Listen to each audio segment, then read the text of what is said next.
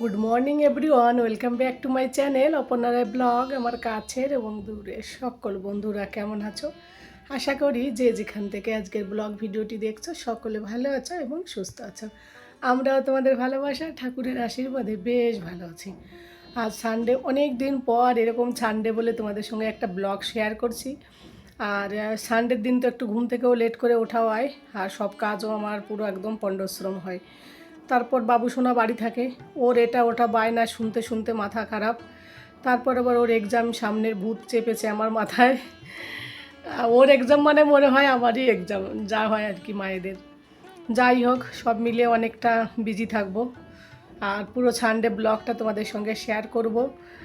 ঘুম থেকে উঠেছি 8টার সময়, বাবু সোনাকে এখন কিছু ব্রেড বানিয়ে দেবো। আর ওইদিকে তোমাদের দাদা ভাই এবার চিকেন না কি এনেছে দেখে ওইগুলো রান্না করব। আবার বলেছিল সন্ধ্যাবেলা মেলায় যাবে, জানি না কি হবে। তো সব মিলে ব্লগটা আজকে জমজমাট হবে, তোমাদেরও খুব ভালো লাগবে। সঙ্গে থাকো, পাশে থাকো আর দেখতে থাকো। তো বন্ধুরা, এই দেখো তোমাদের দাদাভাই চিকেন এনে দিয়ে গেল। তো চিকেনগুলোকে ধুয়ে জল ঝরাতে বসিয়ে দিয়েছি। আর এদিকে বাবু সোনার জন্য ব্রেড করলাম, আর আমার জন্য ব্রেড করলাম, ব্রেড আর এগ আর কি, এগ ব্রেড। তো ওকে হলুদ পাটটা বেশি দিই, আমি হোয়াইট পাটটা বেশি পছন্দ করি। তারপরে যে আদা, রসুন, পেঁয়াজ, কাঁচা লঙ্কা এইসব দিয়ে মিক্সিতে গ্রাইন্ড করেছি, একটা লিকুইড করেছি মশলা বানানোর জন্য। আজকে যেহেতু হাতে মেখে চিকেন রান্না করব।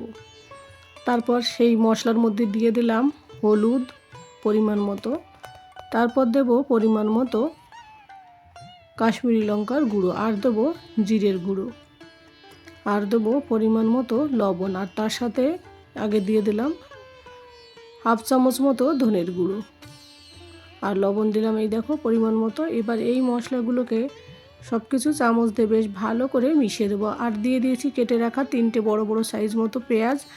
আর এই যে মশলাটা, এই মশলার মধ্যে আগে থেকেই আমি লেবুর রস দিয়েছি, একটা লেবুর হাফের থেকেও হাফ। তো লেবুর রস দিলে কি হয়, চিকেন থেকে একটা কেমন একটা গন্ধ থাকে, সেটাও নষ্ট হয়, মানে একটা আষ্টে গন্ধ থাকে না। আর চিকেনটা সফটও হয়। আর এইভাবে ম্যাগনেট করে চিকেন রান্না করলে কিন্তু দারুণ লাগে। হাতে মেখে চিকেন রান্নার মজাই কিন্তু আলাদা, টেস্টই অন্যরকম আসে। সবসময় তো চিকেন আমরা বাড়িতে একঘেয়েমি করে খাই, কিন্তু এইভাবে রান্না করে দেখবে বন্ধুরা, খেতে কিন্তু খুব ভালো লাগে। তারপর দিয়ে দিলাম পরিমাণ মতো সর্ষের তেল, দিয়ে মশলাগুলোকে বেশ ভালো করে আমি মিশিয়ে দেবো। তোমরা চাইলে এর মধ্যে দই দিতে পারো পরিমাণ মতো। তো দই দিয়ে রান্না করলাম না, দই দিয়ে করলে তোমাদের দাদাভাই খুব সবসময় পছন্দ করে না, লেবু দিলে বলে বেশ ভালো লাগে, ওই কারণে ওর জন্য লেবু দিলাম। আর এইদিকে দেখো মশলাটাকে বেশ ভালো করে মেখে নিয়েছি। নেওয়ার পর ধুয়ে রাখা যে চিকেনগুলো, সেই চিকেনগুলো আমি এর মধ্যে দিয়ে দিলাম, দিয়ে এই যে খুন্তির সাহায্যে ভালো করে মিশিয়ে দিলাম। যেহেতু কাঁচা লঙ্কা মিক্সিতে গ্রাইন্ড করেছি, যদি হাতে ঝাল লাগে ওই কারণে আমি চামচ দিয়ে করে নিচ্ছি আর কি, খুন্তি দিয়ে বড় দিয়ে বেশ ভালো করে মিশিয়ে দেবো। আর যেহেতু আজকে রবিবার, কাজের চাপটা থাকে, এই ম্যারিনেট করে আধা ঘন্টা রেখে দিলে রান্নাটাও খুব জলদি হবে, বাকি কাজগুলো আমি কমপ্লিট করতে পারবো জলদি। সাথে আলুগুলোও রেখে দিলাম এইভাবে, আলু আর আলাদা করে ফ্রাই করব না, তোমরা যদি চাও আলুগুলো আলাদা করে ফ্রাই করে নিতে পারো। তো বন্ধুরা দেখো, খুব সুন্দর করে মাংসগুলোকে ম্যারিনেট করে নিচ্ছি আবার। এবার এইভাবে আমি আধা ঘন্টা ঢাকনা চাপা দিয়ে রেখে দেবো, বাইরেই রেখে দেবো, ফ্রিজে রাখার দরকার হবে না, কারণ এখন তো ঠান্ডা, এখনও সেইভাবে আর কি গরম পড়েনি, অসুবিধা হবে না যদিও। তো এইভাবে রেখে দেবো আমি। এরপরে জাস্ট কড়াইতে দিয়ে মানে কষানো করলেই রান্নাটা কিন্তু কমপ্লিট হবে। আর রান্নাটাও চটজলদি হবে, অত ঝুট ঝামেলা থাকবে না। নইলে একবারে মশলা দাও, এটা দাও, এটা দাও, চটজলদি রান্না করতে হলে আমার মনে হয় এই রেসিপিটাই ভালো। আর এই যে দেখো এইটুকু লেবু দিয়েছিলাম আমি, তাই তোমাদের একটু দেখালাম। আর এইদিকে যা ঘর যা বাড়ি ঝাড়ু মোছা সব কমপ্লিট, এদিকে মেশিন চালিয়ে দিয়েছি। তারপর আধা ঘন্টা পর ফিরে এলাম, ফিরে এসে কড়াইতে সামান্য পরিমাণ তেল দিলাম, সর্ষের তেল, যেহেতু আমি মাংসতে অনেকখানি তেল দিয়ে মেখে রেখেছি। জাস্ট ফোড়নটাকে দেওয়ার জন্য আমি এই একটুখানি তেল দিলাম, দিয়ে সর্ষে বলছি, সাদা জিরে, তেজপাতা, আর হচ্ছে অনেকগুলো বলতে 3টে শুকনো লঙ্কা মাঝখানে কেটে দিয়েছি। দিয়ে মাংসগুলোকে প্রথমে অল্প অল্প করে দিলাম, তেলটা ছিটবে ওই কারণে। দিয়ে এই যে এইগুলোর সঙ্গে একটু আলু আর এই মাংসটার সঙ্গে বেশ ভালো করে মিশিয়ে দেওয়ার পর বাকি যে চিকেনগুলো, সেই চিকেনগুলো আমি এর মধ্যে ঢেলে দেবো। এই দেখো চিকেন থেকে এমনিতে জল বেরিয়ে যায়, চিকেনে যদি লবণ মেখে রাখা হয় এমনিতে আরও জল বেরিয়ে যায়। তারপরে গামলাটাকে ধুয়ে আর একটু জল মানে এখানটায় দিয়ে বেশ ঢাকা চাপা দিয়ে আস্তে আস্তে করে কষাতে থাকবে, ততক্ষণে আমার বাকি কাজগুলো কমপ্লিট হয়ে যাবে। ছাদে যাওয়া, জামা কাপড় মেলতে দেওয়া, এইসব আর কি। 3 বালতি জামা হয়েছে আজকেও। জামা কাপড় কাচতে গেলে না কোথা থেকে যে এতগুলো বেরিয়ে যায় বুঝি না। আর শীতের দিনে দেখবে একটু বেশিই হয়। তারপর এই দেখো ঢাকা চাপা দিয়ে আমি রেখে দিলাম, আর এইদিকে ভাত তুলে দিয়েছি। তোমাদের দাদাভাই বলছে 1টার মধ্যে চলে আসবে, তারপর অফিসে আর যাবে না, জানি না কী করবে, এরকম বলে আবার ঠিক চলে যায় কেউ ফোন করলে। তারপর এই দেখো 5 মিনিট থেকে 7 মিনিট পর আমি চলে এলাম। 7 মিনিট পর তো ঢাকা চাপাটা খুলে দেখি অনেকটা জল বেরিয়েছে চিকেন থেকে। যেহেতু পেঁয়াজগুলো দিয়েছিলাম, ওই পেঁয়াজ থেকে কিন্তু জল বেরিয়ে যায়। তারপর আবার 5-7 মিনিট পর তুলে দেখি চিকেনটা একেবারে কষানো হয়ে গেল। তখন এই মুহূর্তে আমি এখানটায় দিয়ে দিলাম পরিমাণ মতো জল। তবে হ্যাঁ, চিকেন কিন্তু আমার কষা কষা বেশ ভালো লাগে, কিন্তু তোমাদের দাদা ভাই ওই যে ঝোল খেতে পছন্দ করে, তাই ওর জন্য ঝোল দেওয়া হয়, কারণ রাতেবেলা রুটির সঙ্গে ঝোলটা খেতেও বেশি পছন্দ করে। চিকেনটা খুব একটা তোমাদের দাদাভাই পছন্দ করে না, ও মাটন, দেশি চিকেন এগুলো পছন্দ করে। কিন্তু বাবুসোনা খেতে পারে না, চিকেন ছাড়া অন্য কোনো মাংস ভালোবাসে না। বাচ্চারা তো দেখবে চিকেনটাই খায় বেশি, একটু সব নরম থাকে তো ওই কারণে। তারপর আর বেশি সময় রাখিনি, এইভাবে ঢাকা চাপা দিয়ে 10 মিনিট পর ফিরে এলাম, দেখলাম চিকেনের ঝোলটা অনেকটা শুকিয়ে গেছে। ওইদিকে আমি এবার ছাদে গিয়ে এসে চান দান করে এসে দেখি চিকেনটা শুকিয়ে গেছে, গ্যাসটা কমানো ছিল তবুও। তো দেখো গা মাখা হয়েছে চিকেনের ঝোলটা। লাস্টে একটুখানি আমি গরম মশলার গুঁড়ো দিয়ে দিলাম। তো দিয়ে এবারে দেখো সার্ভ করে নিলাম। দেখতে কত সুন্দর হয়েছিল, খেতেও খুব সুন্দর হয়েছিল। বন্ধুরা, তোমরা যদি পারো এইভাবে বাড়িতে চিকেন অল্প সময় থাকলে হাতে, কম সময়ের মধ্যেও কিন্তু হাতে চিকেন মেখে এইভাবে রান্না করতে পারো। তারপরে একবারই ফিরে আসবো তোমাদের সঙ্গে পরবর্তী খাওয়া দাওয়া করার পর। তো বন্ধুরা, দুপুরবেলা খাওয়া দাওয়া, চান, জামা কাপড় ছাদে মেলতে দেওয়া সব মিলিয়ে খুব বিজি ছিলাম। একসঙ্গে সব কাজ করতে গেলে না অনেকটা লেট হয়ে যায় জানো তো। এদিকে ভাত তুলে দিয়েছি, এদিকে চিকেন, ওদিকে জামা কাপড় মেশিন চালিয়েছি জানো তো। ভাতটা একদম একটু মানে ফ্যানটা ভাতের আর কি মারটা বের করতে একটু টাইম মানে একটু লেট হয়ে গেছিলো, ভাতটা একটু কেমন হয়ে গেছিলো। তো যাই হোক, অতটা অসুবিধা হয়নি। তারপর খাওয়া দাওয়া করার পর একটু টিভি দেখলাম 3জনে মিলে। তারপর তোমাদের দাদাভাই বলছে চলো একটু শুয়ে পড়ি, মানে রবিবার দিন তো একটুখানি রেস্ট নেয় ও একটু। তো তোমাদের দাদাভাইয়ের আমি শুয়ে পড়েছি, আর এদিকে বাবু টিভি দেখছিলো একটুখানি। তা শুয়ে থাকার আধা ঘন্টা পরে অফিস থেকে ফোন এলো, বলছে চলো, মানে কি যেন একটা কাজের, ওরই কাজ আর কি, না করলে অসুবিধা হয়ে যাবে, এর জন্য ওটা করতে গেলে চলে অফিসে গেল। আর ওইদিকে বাবু সোনাও জিদ ধরেছে, পাপা তোমার অফিসে যাবো। ওবার ওর পাপার অফিসে গিয়ে পাপার কম্পিউটারে এটা ওটা করে বিশাল মজা লাগে। তো বাবু সোনাও গেল, শুধু হাই হচ্ছে, সরি। তো আর আমি এদিকে শুয়ে রয়েছি, ওরা চলে গেছে কখন থেকে শুয়ে রয়েছি।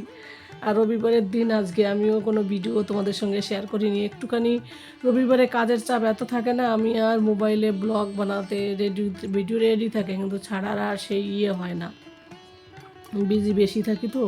তারপরে দেখবে বাচ্চা বাড়ি থাকলে পরে বাচ্চার এটা খাওয়া নাওয়া এটা ওটা অনেক বাচ্চারা যা করে আর কি, তারপর একটু এক্সট্রা পড়ানো থাকে, এইসব ব্যাপার নিয়ে আর কি। ওই জন্য রবিবারটা দিনটা ফ্যামিলির জন্যই রেখেছি, ভেবেছি মাঝে মাঝে যেদিন মনে হবে সেদিন দেবো। খুব বোরিং লাগছে এখন, তাই তোমাদের সঙ্গে হঠাৎ করে মনে পড়লো। আমি তো ব্লগ শুরু করছি সকাল থেকে, আমি ভুলেই গেছি জানো তো।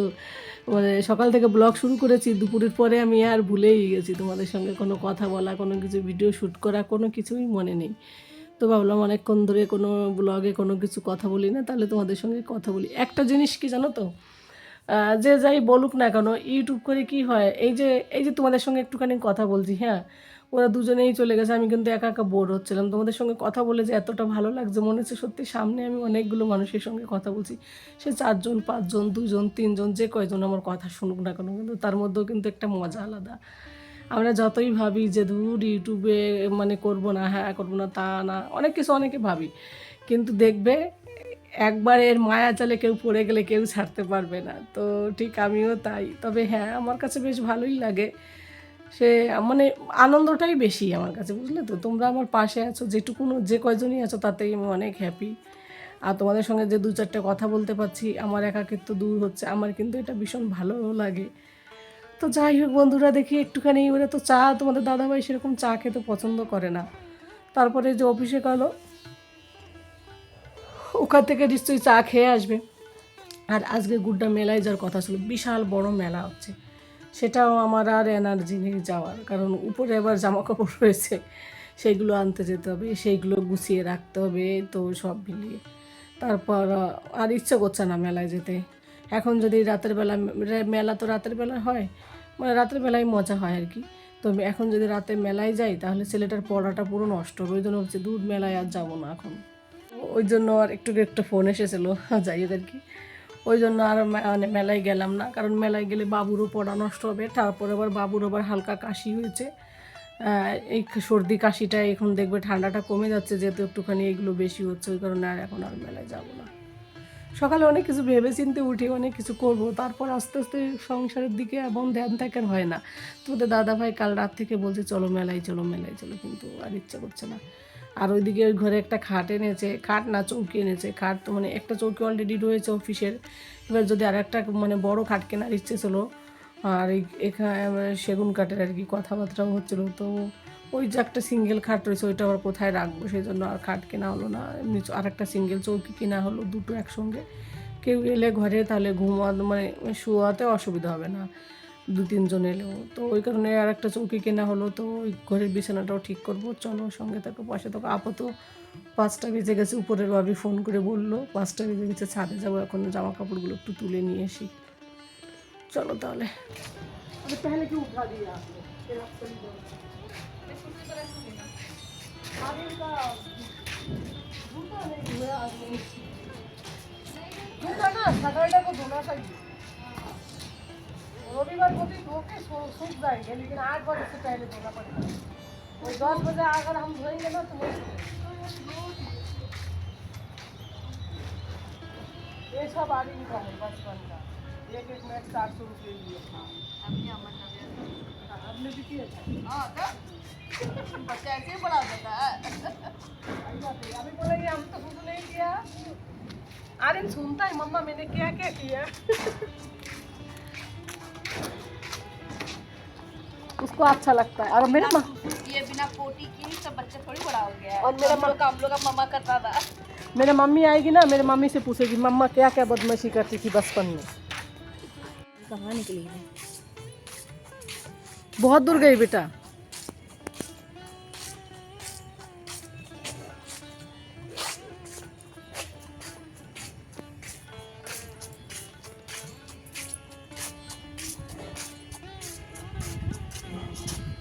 अरे नहीं है, अभी बहुत खुश होती है।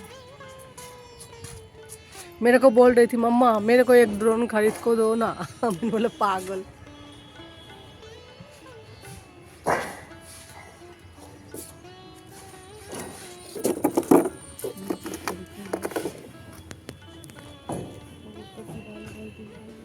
তো বন্ধুরা এরপর ছাদে গেলাম, কথা বলতে বলতে তোমাদের সঙ্গে ব্লগ বানাচ্ছি, তখনই উপরের থেকে 90-এর মা ফোন করলো যে তোমার জামা কাপড় রয়েছে আনবে না।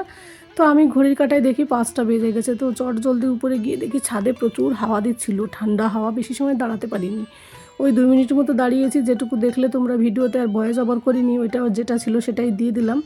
দিয়ে ওই ওর ছেলেটা আর কি, 90-এর ভাই আর কি, ও ড্রোন উড়াচ্ছিলো, ওইটা একটু দেখালাম তোমাদের তখন। তারপরে নিচে এসে তোমাদের দাদা ভাই বাবু সোনা চলে এলো, তো চা বসিয়ে দিলাম ওদের জন্য, এমনি লিকুইড দুধ দিয়ে চা বানিয়ে দিলাম গুড়ের পাউডার দিয়ে, আর আমার জন্য আলাদা চাটাও আলাদা বানাতে হয়। আমি এবার এইসব চা বেশি পছন্দ করি না, আমার এই দুধ পাউডারটাই বেশি ভালো লাগে। তো ওই প্যানেই আবার আমার জন্য দেখো দুধ পাউডার দিয়ে চা বানালাম। তো এটা খেয়েই আর কি তারপরে বাবুকে পড়াতে বসতে হবে, আর আমি নিজের ইউটিউবের কিছু এডিটিং কাজ এটা ওটা করব, ঘরের যে কাজগুলো। তো যাই হোক বন্ধুরা, আজকের ব্লগ ভিডিওটি কেমন লাগলো অবশ্যই জানিও, কে কোথা থেকে দেখছো সেটাও জানিও। তোমাদের একটা লাইক একটা কমেন্ট কিন্তু আমাকে ভীষণ উৎসাহিত করে, তাই অবশ্যই একটা লাইক করে দিও। তো tata, bye bye, good night.